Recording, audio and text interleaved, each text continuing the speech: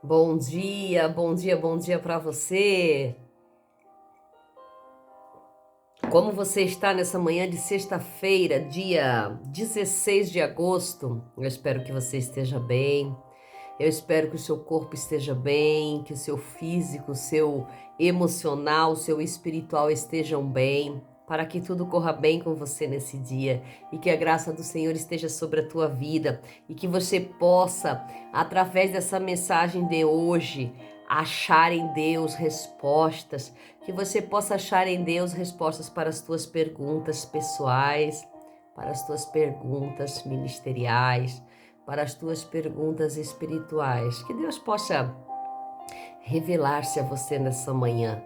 Que o Espírito Santo possa preencher o seu dia nessa manhã maravilhosa. E hoje estamos aqui para mais um dia abençoado. Um dia qual nós nos regozijamos no Senhor. Estávamos ontem sentindo a graça do Senhor através da ministração. Ontem tivemos a honra e a glória de estarmos ministrando mais uma vez e podemos sentir cadeias quebrando ontem no culto. E o que importa é isso, quando as cadeias são quebradas, quando o enlace do inimigo é quebrado, quando tudo é destruído que é do inimigo e que Deus começa a refazer e jogar o azeite da unção. Julgar o azeite da unção sobre a nossa cabeça e sentirmos que estamos sendo curados. Então hoje é um dia especial por isso, porque fomos curados, sarados, sanados da nossa dor e que o Espírito Santo coordena a nossa manhã, o nosso dia em nome de Jesus. Estamos no Evangelho de Lucas, capítulo 16 hoje. Aleluia! Que vai falar sobre a parábola do mordomo infiel. Ai, ai, ai. O mordomo, aquele que tinha mordomia, aquele que cuidava do que não era seu, aquele que guardava algo de alguém. Vamos lá?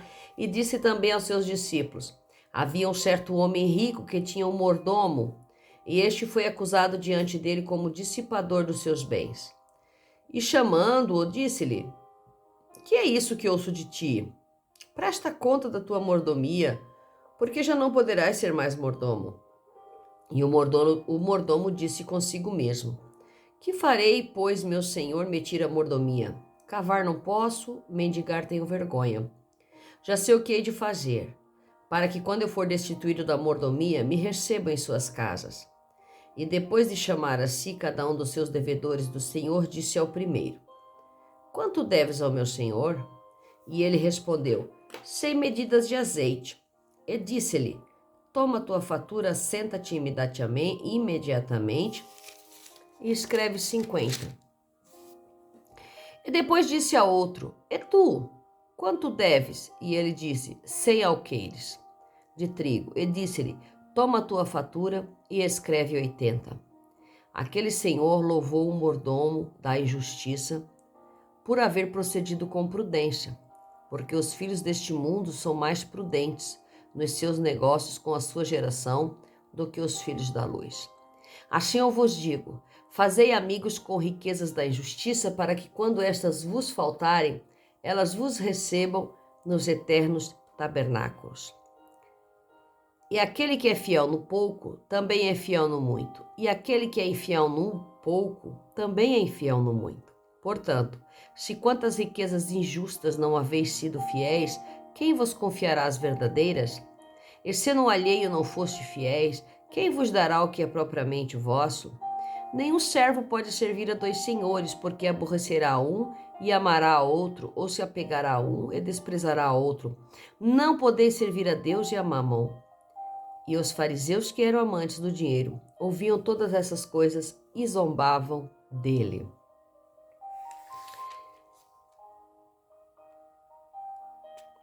Nesta manhã nós vamos ver a parábola do mordomo infiel.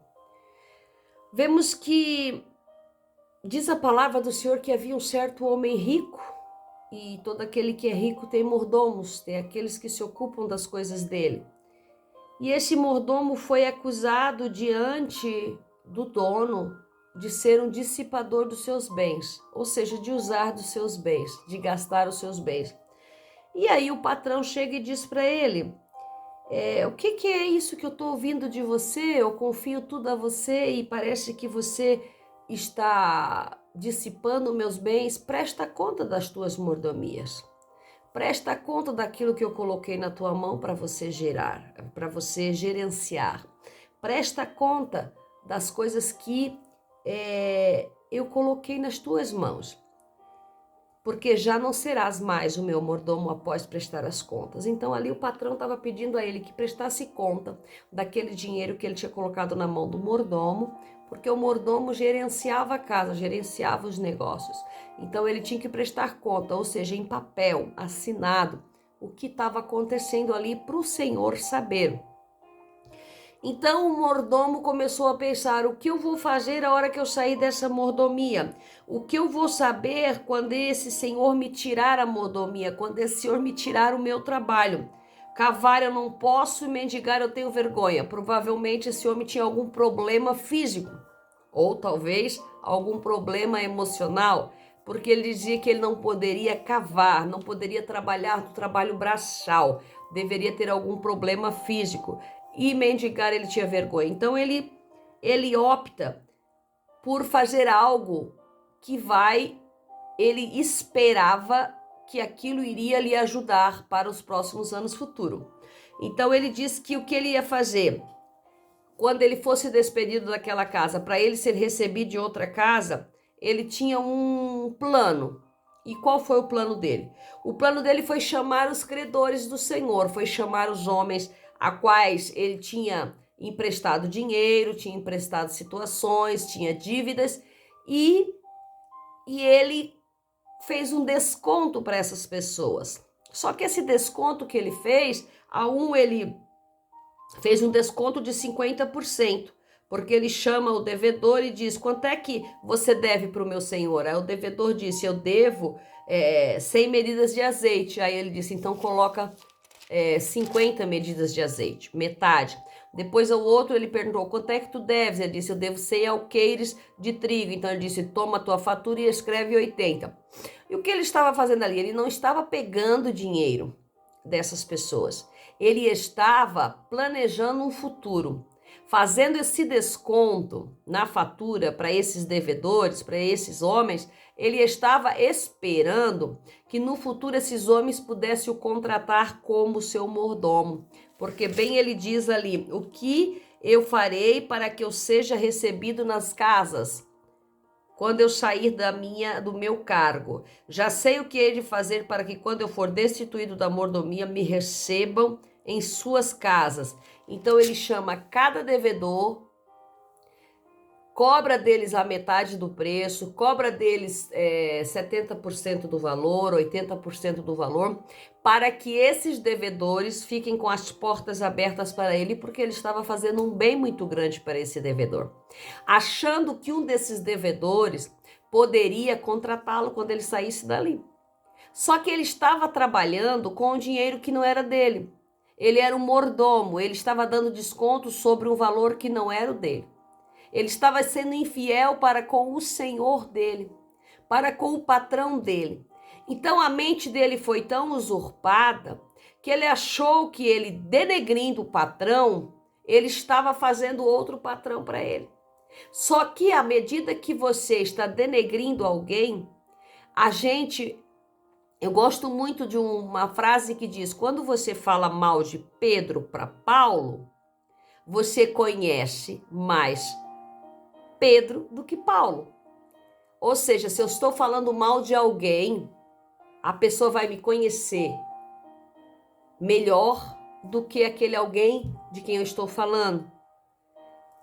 Então aqui é mais ou menos isso. Eu estou denegrindo alguém. Então aqueles credores, aqueles que estavam devendo, estavam conhecendo quem era esse mordomo. Jamais uma pessoa em sã consciência pegaria este homem para ser mordomo dos seus bens. Jamais uma pessoa em sã consciência pegaria esta pessoa para fazer a mordomia da sua terra, da sua casa.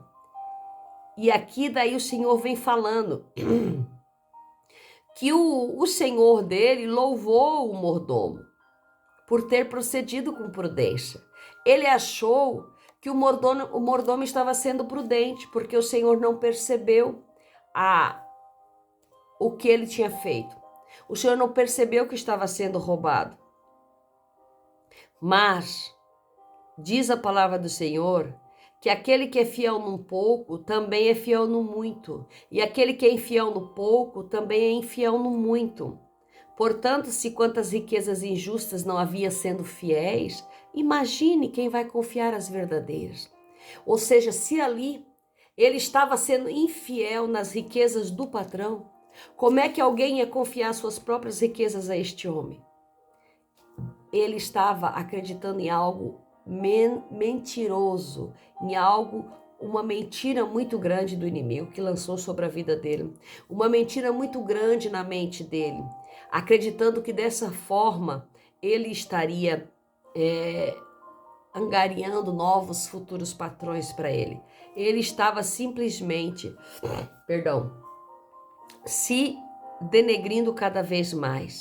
O versículo 13 vai dizer: nenhum servo pode servir a dois senhores, porque aborrecerá um e amará ao outro, ou se apegará a um e desprezará o outro. Não podeis servir a Deus e a Mamon. Não podeis servir a Deus e as riquezas. Aqui está falando dos senhores que estamos relatando aqui. Nenhum servo pode servir a dois senhores. Ele estava querendo servir os dois senhores ao mesmo tempo. Ele estava querendo servir o seu patrão atual e tentando angariar um novo patrão para ele. Então ele estava querendo servir os dois senhores, descontando do patrão atual uma dívida que o futuro patrão poderia ter. Então ele estava descontando um dinheiro que não era dele. Ele estava querendo ganhar esses dois senhores. E a palavra é clara, não se pode servir a dois. Ele estava denegrindo o primeiro senhor. Ele estava fazendo mal ao primeiro senhor, porque ele estava tirando do primeiro senhor para abençoar o que estava devendo. Por quê? Pensando no seu futuro, pensando nele próprio. Quando temos a confiança em Deus, quando temos um Deus sobre a nossa vida, sobre a nossa cabeça, quando temos um Senhor na nossa vida chamado Jesus Cristo, nós entendemos que tudo que nós precisamos provém dele. Tudo que nós necessitamos vem do Senhor. Tudo que nós precisamos vem do Senhor. É ele que faz o nosso muito, é ele quem faz o nosso pouco. É daquela maneira que nós devemos viver. Não é servindo a dois senhores. Eu vou dar uma pegadinha aqui na riqueza e uma pegadinha aqui no Senhor. Não é assim que funciona. Porque quando somos fiéis, quando completamos boa mordomia em Deus, quando nós gerenciamos bem as coisas que Deus nos dá nessa terra, Ele nos dá mais. Porque se somos fiéis no pouco que Ele nos dá, Ele multiplica sobre as nossas vidas. Eu aprendi muito num curso que eu fiz, que diz que nós temos que ser mordomos fiéis daquilo que o Senhor coloca nas nossas mãos. Se Ele coloca na nossa mão 1 quilo de arroz, somos fiéis naquele 1 quilo. Somos fiéis e agradecidos naquele 1 quilo, porque em breve Ele vai multiplicar. Diz a palavra que o azeite e a farinha não se acabarão na panela. Não se acabará na sua vida. Por quê? Porque você é fiel no pouco. Seja fiel no pouco, que no muito o Senhor te colocará. Não tente angariar coisas através de meios ilícitos. Não tente ganhar coisas através de meios ilícitos, através daquilo que o Senhor não está. Seja bom